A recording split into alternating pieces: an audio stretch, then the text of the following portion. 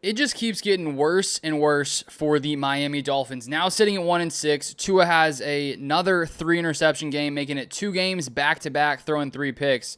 And now you have a Dolphins team that is totally spiraling out of control. And so the question now becomes, how long is this going to carry on? And will the Dolphins make any type of changes? Will they move on from McDaniel? Will they potentially bench Tua?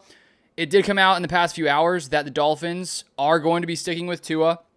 And I think for this Miami Dolphins team, there's, of course, a few different options that you have. You could fire McDaniel and potentially bring in have one of your other coaches be an interim head coach for the meantime as you spend the rest of the year, potentially early offseason, trying to find a new coach.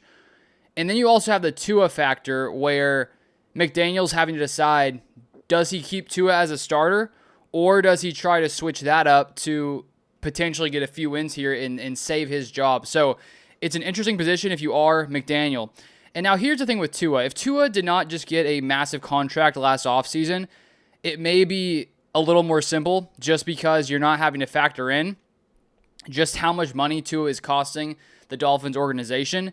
And if you're the Dolphins and you're looking right now at Tua, and you decided, to pay him, mid 50 million per year, around 50 million per year, and you look at his dead cap hits, it's pretty ugly if you were the Miami Dolphins, because if you decide that Tua is actually not going to be your guy, if you decide that he's one of the main issues, which so far this season he has been, that's just a ton of money that is going to be sitting there by a player that would not be playing. And let me pull up here the official numbers, the dead cap hits here for Tua so far this season. It is massive, and I'll show you here where it makes the most sense to potentially move on from him.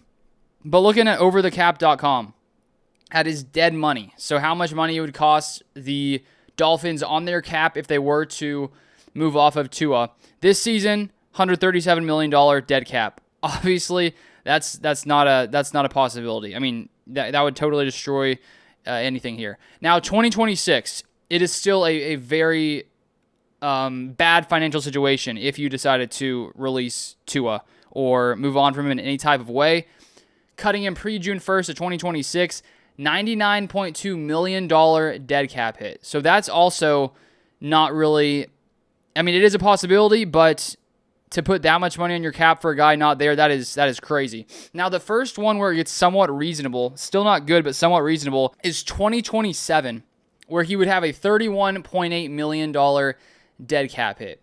So that's the tough part, because you're having to, factor in, let's say if you're the Dolphins GM or owner, if you're, trying to assess the future of this organization, because you just paid Tua last year, unless you really want to have a massive dead cap hit, you're just going to have to stick with him. And I would think if you're the Dolphins front office that you'd maybe like to see Tua stay out there and hopefully get back on track, because if he doesn't get back on track, it looks like one of the worst contracts given to a quarterback in a very long time. And I was honestly hesitant when the Dolphins decided to give Tua that deal, not even thinking that something this bad would happen. Just looking at his previous years, he, for the most part, his numbers were somewhat solid. The issue was the Dolphins' offense the past few seasons, when they were, really good offense, they would play really good against bad teams, but then they started playing, when they played, playoff caliber teams who made the playoffs, they struggled in a big way. And so I just felt like if you're going to be competing with these other teams and your guy's not able to beat them, why are you going to give someone, $50+ million? I just thought it was not a wise decision. Now, I did not see it going this bad this season for the Dolphins or this bad this season for Tua. And so now looking ahead, it's like if you decide that Tua is not your guy, let's say you try Quinn Ewers or Zach Wilson, you have to hope they come through, because if not, I mean, you already have that money on the dead cap or on the cap if you decided to move Tua, trade him, whatever it could be.